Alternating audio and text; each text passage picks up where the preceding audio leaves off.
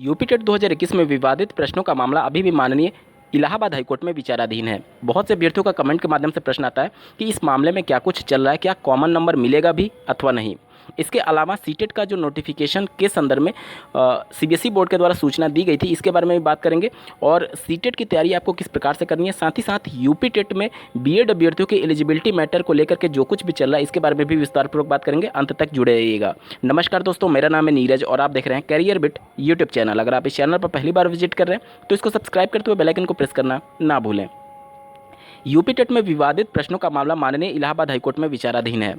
इन सबको लेकर के अभ्यर्थी बहुत परेशान है कि कैसे भी करके एक आध नंबर से जिनका रुका हुआ है वो क्वालिफाई हो जाए। देखिए, एक आध नंबर से अगर आप बॉर्डर पर हैं और क्वालिफाई हो भी जाते हैं तो कोई खास फ़ायदा आपको नहीं होने वाला है, क्योंकि ये यूपी टेट की परीक्षा है। यूपी टेट से कहीं ज़्यादा लेवल सुपर टेट की परीक्षा में होता है।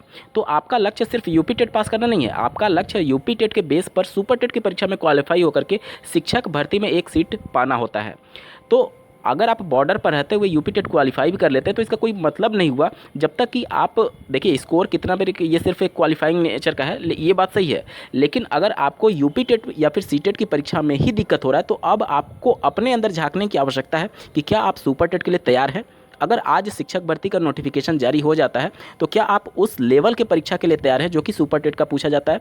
सुपर टेट की पिछली 2 पेपर को उठा करके देखिए और यूपी टेट और सी टेट के पेपर को उठा करके देखिए, क्या कहीं के से भी कंपैरिजन देखने को मिलेगा। कहीं लेवल ही नहीं है यूपी टेट का। और जो सुपर टेट की परीक्षा होती है उसमें 14 सब्जेक्ट से प्रश्न पूछे जाते हैं। तो अगर आप बॉर्डर पर रहते हुए क्वालिफाई भी कर लेते हैं तो सुपर टेट में जाकर के आपके लिए काफ़ी बैरियर हो सकते हैं।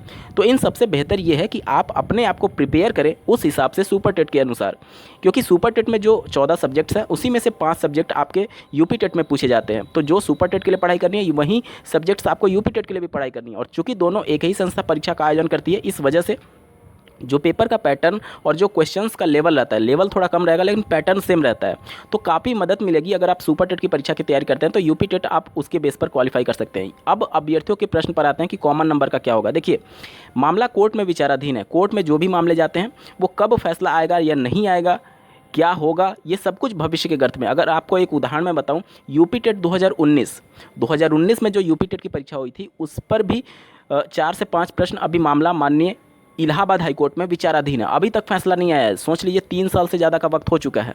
अब आप खुद विचार करिए कि जो 19 का फैसला अभी तक नहीं आया है तो 2021 वाला फैसला कब आएगा, आएगा भी नहीं, ये भी आएगा भी या नहीं, ये भी एक बार सवाल के चिन्ह में। इस वजह से, क्योंकि देखिए इस पे कई फैक्टर्स डिपेंड करते हैं। अब जैसे कि इसमें याची कितने होंगे, ज़्यादा से ज़्यादा 500-1000 लोग ही याची होंगे। तो जितना केस लंबित होता जाएगा, जितना केस लंबा खींचेगा, उतना ये ज़्यादा चांसेस रहते हैं कि माननीय कोर्ट के द्वारा जो याची होते हैं उन्हीं को लाभ दिया जाए। क्योंकि आज से 2 साल बाद अगर फैसला आता है, या फिर यूपी टेट 2019 वाला ही मैटर ले लीजिए, तो उसमें यूपी टेट 2019 का रिजल्ट भी वितरित हो चुका है। अब पीएनपी ये दलील जरूर देगी कि हमने रिजल्ट को वितरित कर दिया है। अब उस रिजल्ट को वापस लेना या फिर अगर उसको कैंसिल करके फिर से नया रिजल्ट प्रिंट करके वितरित करना काफ़ी समस्याएं होंगी परीक्षा कराने वाली संस्था के लिए भी। हालांकि ये सभी गलतियां पीएनपी के द्वारा ही की जाती हैं, जिसकी वजह से मामले कोर्ट में जाते हैं। लेकिन ये दलील जरूर पेश की जाएगी पीएनपी के द्वारा माननीय इलाहाबाद हाईकोर्ट में। और इसके बाद से अक्सर ये देखा गया कि इस प्रकार के मामलों में याची लाभ ही दिया जाता है। तो 500, 1000, 2000, 3000 ही ज़्यादा से ज़्यादा अभ्यर्थी होंगे। और ऐसे अभ्यर्थी जिनका 1, 2, 3 नंबर से ज़्यादा रुक रहा होगा वो हज़ारों की संख्या में होंगे, लाखों की संख्या में होंगे। तो एक बहुत कम तबके के अभ्यर्थियों को फ़ायदा भी होगा अगर कॉमन नंबर मिलता भी है। हो सकता है कि भविष्य में जाकर केवल याचियों को लाभ मिल जाए। तो आप सब इसके भरोसे नहीं बैठ सकते कि माननीय कोर्ट क्या फैसला देगी। सीटेट 2022 की घोषणा हो चुकी है, दिसंबर में आपकी परीक्षा का आयोजन होगा। यूपी टेट भी बहुत ज़्यादा अगर विलंब हुआ तो नवंबर में हर हाल में हो जाएगा, नवंबर 2022 में। तो देखिए, यूपी टेट 2019 में भी जो याची बने हुए थे या फिर जो कॉमन नंबर का वेट करते थे उसमें से अधिकांश लोग यूपी टेट 2021 क्वालिफाई कर चुके हैं। अब उनको कोई टेंशन नहीं है कि कोर्ट से क्या फैसला आएगा या नहीं आएगा। तो वहीं मैं बात आपको समझाने की कोशिश कर रहा हूँ, कोर्ट से आपको नंबर मिलेगा या नहीं मिलेगा, याची लाभ मिलेगा या फिर सबको नंबर मिलेगा, इससे बेहतर ये है कि जो आपके सामने है सीटेट 2022 और यूपी टेट 2022 उस पर फोकस करना शुरू कर दीजिए। क्योंकि अगर बॉर्डर पर रहते हुए अगर सुपर टेट की परीक्षा में जाएंगे तो आप तैयार नहीं हैं सुपर टेट की परीक्षा के लिए। आप भले भी कितना भी स्कोर करिए यूपी टेट में, ये सिर्फ क्वालिफाइंग नेचर का जरूर है, लेकिन आपको मेंटली प्रिपेयर होना होगा सुपर टेट की परीक्षा के लिए। यूपी टेट एक प्रथम सीढ़ी मात्र है, इससे आपकी नौकरी नहीं लगेगी। ये तो बात हो गई कि आपको सी टेट और यूपी टेट पर फोकस करना है। कोर्ट में क्या चल रहा है वो अपना फैसला आएगा, जब आएगा तब देखा जाएगा। लेकिन अब आपको अपने आगे यूपी टेट 2022 और सी टेट 2022 के लिए तैयार रहना होगा।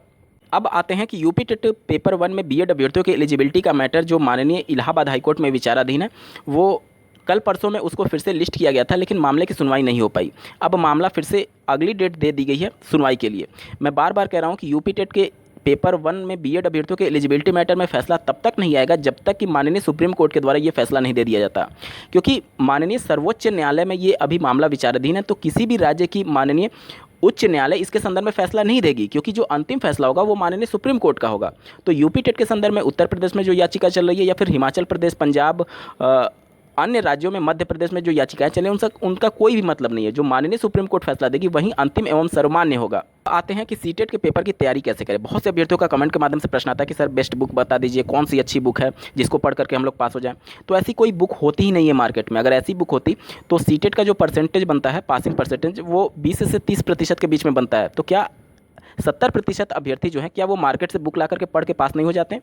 बुक कभी भी आपको सीटेट पास नहीं करा पाएगी, इस वजह से क्योंकि सीटेट आपके प्योर कंटेंट से ज़्यादा आपके पेडागोजी और क्रिटिकल थिंकिंग पर फोकस करता है। जैसे यूपी टेट में आप परीक्षा देंगे तो आपको सीधे शब्दों में ऐसे प्रश्न पूछा जाता है कि संज्ञानात्मक विकास का सिद्धांत किसके द्वारा दिया गया।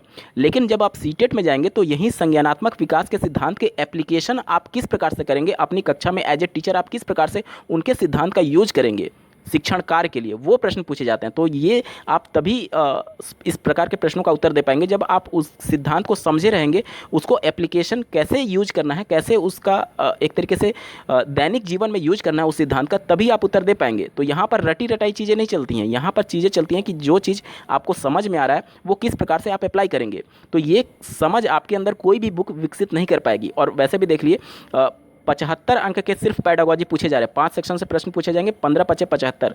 केवल 75 अंक का अगर आप पैडागोजी भी फोकस करके तैयार कर ले तो आप बेशक 100 से ज़्यादा नंबर पा सकते हैं। क्योंकि अन्य जो प्योर कंटेंट से प्रश्न आ रहे हैं, जैसे मैथमेटिक्स का आप पेपर देखेंगे तो वहाँ पर आपको ये लगेगा कि रीजनिंग से ज़्यादा प्रश्न पूछे जा रहे हैं, मैथमेटिक्स से कम पूछे जा रहे हैं। जैसे कि एक देखिए, एक ये प्रश्न पूछा जाता है कि एक ट्रेन इस स्थान से इस समय से लेकर के अगले दिन या फिर 2 दिन बाद उस जगह पर पहुंची और इसके बीच का डिस्टेंस इतना था, तो आपसे चाल पूछा जाता है। तो क्या इस प्रकार के प्रश्नों को हल करना आपने 2, 3, 4, 5, 6 क्लास में नहीं सीखा था? क्या इस प्रकार के प्रश्न आप नहीं सॉल्व कर सकते? इसी प्रकार से मैथमेटिक्स में एक प्रश्न ये पूछा जाता है कि सब्जी का दाम दिया रहेगा कि आलू का दाम इतना है, गोभी का दाम इतना है, परवल का दाम इतना है, और पूछा जाता है कि एक बंदे ने इतना किलो ये खरीदा, इतना 500 ग्राम ये खरीदा, तो अंतिम में उसने इतना रुपया दिया, अब दुकानदार उसको कितना वापस करेगा। ये तो आपके दैनिक जीवन की चीज़ें हैं, क्या इसके लिए बुक पढ़ने की आवश्यकता है? इसी प्रकार से अगर बात करें ईवीएस में, तो ईवीएस में एक रीजनिंग का प्रश्न ये पूछा जाता है कि एक अभ्यर्थी अपने घर से विद्यालय के लिए चला, पहले 100 मीटर उत्तर की ओर चला, पश्चिम की ओर जाकर के 500 मीटर चला। इस प्रकार से जाते जाते अंतिम में उसका डायरेक्शन पूछा जाता है कि अब वो किस दिशा में, या फिर उसका स्कूल उसके विद्यालय के सापेक्ष किस दिशा में था। तो क्या ये रीजनिंग का प्रश्न आप बचपन से नहीं करते आ रहे हैं? इन सभी प्रश्नों को सॉल्व करने के लिए आपको एक तरीके से बुक लेने की आवश्यकता ही नहीं है। ये सब चीज़ आप केवल और केवल प्रीवियस ईयर के पेपर को देख करके समझ सकते हैं। प्रीवियस ईयर का पेपर आप सॉल्व करिए, 100% मैं दावे से कहता हूं आपका अंक 110 से ऊपर ही आएगा। प्रीवियस ईयर के पेपर को सॉल्व करिए, उसमें जो टर्म आपको नहीं आते हैं वो टर्म को नोट करते जाइए प्रत्येक पेपर में। कुल 23 शिफ्ट में पेपर सीबीएसई बोर्ड ने आयोजित किए थे। अगर 23 शिफ्ट के सभी प्रश्नों को आपने ईमानदारी से सॉल्व कर लिया तो मैं दावे से कहता हूं कि 110 नंबर से ज़्यादा आपका स्वतः ही आ जाएगा बिना किसी बुक को खरीदे हुए। तो सबसे पहले पेपर को डाउनलोड करिए सीबीएसई बोर्ड के ऑफिशियल वेबसाइट से, उसके बाद से सॉल्व करने की कोशिश करिए। जो सॉल्व आप कर लेते हैं वो तो ठीक है, जो नहीं सॉल्व कर पाते हैं उसको एक पेपर पर नोट करते जाइए और उसके बाद से पर्टिकुलर उस टॉपिक को सर्च करिए। आप देखेंगे कि जब प्रत्येक अगर सेक्शन की बात करें तो 23 शिफ्ट में पेपर हुए थे, तो प्रत्येक अब जब आप 2, 4, 3, 4, 5 पेपर सॉल्व कर लेंगे तो अगले पेपर में आप देखेंगे उसी प्रकार के पेपर रिपीट हो रहे हैं, उसी प्रकार के प्रश्न रिपीट हो रहे हैं।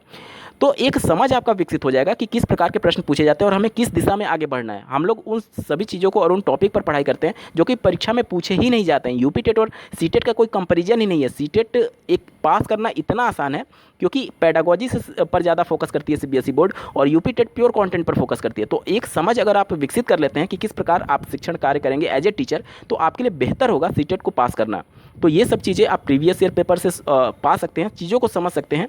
और अगर आप सीटेट 2021 के सभी शिफ्टों के पेपर का कंप्लीट सोल्यूशन एक बेहतर एनालिसिस के साथ देखना चाहते हैं तो इस वीडियो के डिस्क्रिप्शन में सभी शिफ्टों के पेपर का कंप्लीट सॉल्यूशन का डेडिकेटेड प्लेलिस्ट का लिंक आपको मिल जाएगा। उस प्लेलिस्ट के सभी वीडियोस को देख लीजिएगा परीक्षा में सम्मिलित होने से पहले। मैं दावे से कहता हूं कि आप बेहतर अंक के साथ पास होंगे सीटेट की परीक्षा, चाहे आप पहले दे चुके हों या फिर ना दे चुके हों।